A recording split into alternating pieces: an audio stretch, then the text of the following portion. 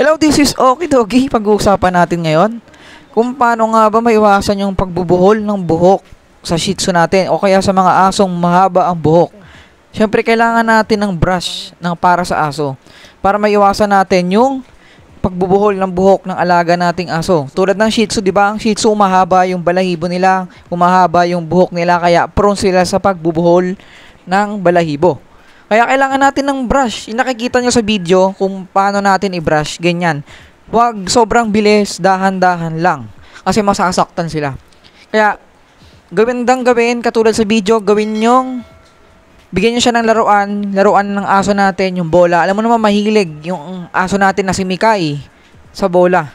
Kaya, ginawa natin siyang laruan, yung bola, parang atensyon niya nandun. Yeah, malapit lang sa'yo, basta malapit siya sa'yo. And then, sa kanya siya i-brush para yung mga namumroblema sa mga balahibo ng alaga nila. Kasi di ba nabubuhol, mga ayaw gupitin, di ba? Kaya kailangan brush nyo yan. O kaya bagong ligo, pagkatapos nyo paliguan, i-brush nyo yan.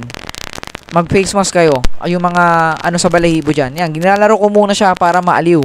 And then, exercise na rin yan sa alaga nating aso.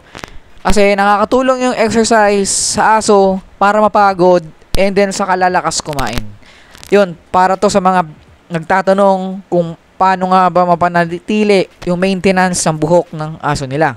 Yung mga buhol-buhol, anong gawing paraan? Ito yon. Kailangan may brush kayo. Mabibili naman sa Shopee. Napakamura lang yan. Kung may alaga kayong asong mahabang buhok, pwedeng-pwede to. Sana nakatulong. Saka bandin nyo na rin yan. Pwede kayong maglaro muna bago nyo siya brush ng buhok.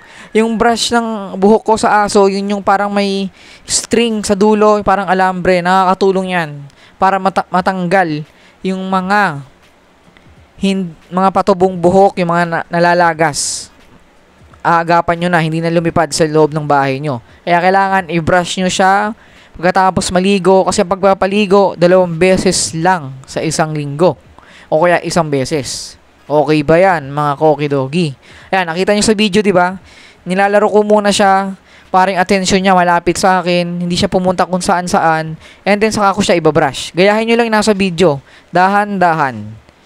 Ayan o. Kung meron naman buhol, wag nyong biglain na i-brush. Kailangan gupitin nyo. Kung may gunting naman kayo, babasan nyo na lang. Kung hindi matanggal sa brush.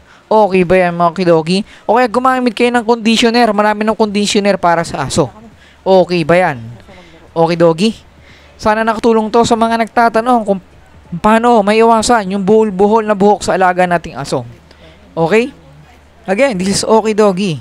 Kung hindi ka pa nakasubscribe, hit mo na yan ang bell button para lagi kang update sa video ni Okidogi. Again, don't forget to subscribe and hit the bell button for more videos update. Naniniwala sa kasabihang, huwag nating bilhin kung di naman kailangan. Pero kapag para sa aso, pwede. Bye-bye.